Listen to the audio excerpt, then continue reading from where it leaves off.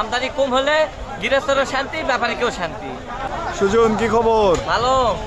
আজকে মরিচ কিনেছো? মরিচ কিনেছি কত কে মরিচ কিনেছো? 18-19 টাকা কেজি। 18-19 টাকা কেজি। এই দামটা কমে যায়, খুবই খারাপ লাগছে আমার। দাম কমে যায়, খারাপ লাগছে কে? খারাপ লাগছে কে? কিন্তু গৃহস্থরা টাকা বলছেন, আমরাও টাকা বলছেন, এটা এটা এটা দাম হলো মানে গৃহস্থকেও লস হচ্ছে, তোরও লস হচ্ছে। লস হচ্ছে। কতগুলা কিনেছি আজকে? আজকে অল্প কিনেছি, দাম কম দেখে অল্প কিনেছি। অল্প বলতে অল্প এই 15-20 বস্তা। 15-20 বস্তা। এলা নিচ্ছালান নিচ্ছালানে পাঠে দেবো? প্যাটিও নাই, প্যাটি শেষ। কোন জায়গায় পাঠাবো? প্যাটি শেষ। কোন জায়গায় চিটাং পাঠাবো? যাবে, চিটাং। চিটাগাং পাঠে দেবো নাকি? লাভ হচ্ছে? লাভ হচ্ছে না, এই জন্য তো দাম কম। মানে লাভ না হচ্ছে না দেখেই মরিচের দাম কমে গেছে। হ্যাঁ, লাভ হলে দাম কম জন্য হয়নি মরিচের বাজার। আজকে আমদানি? আজকে আমদানি 2 গাড়ি বেশি কালকাচ্ছে। কালকার চেয়ে 2 গাড়ি বেশি আমদানি বেশি, হচ্ছে। দিন যাচ্ছে আমদানি বাড়ছে না কমছে? আমদানি বেশি হচ্ছে, আমি কুমবা করছি।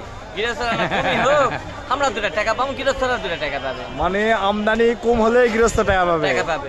আর বেশি দামে কিনলে ব্যবসায়ীও বেশি দামে বেচা পারবে। বেশি বেশি দামে বিক্রি করবে হবে। মানে তোর কথা হচ্ছে কি, কদিন আনা? আমদানি কম হলে গৃহস্থেরও শান্তি, ব্যাপারীকেও শান্তি।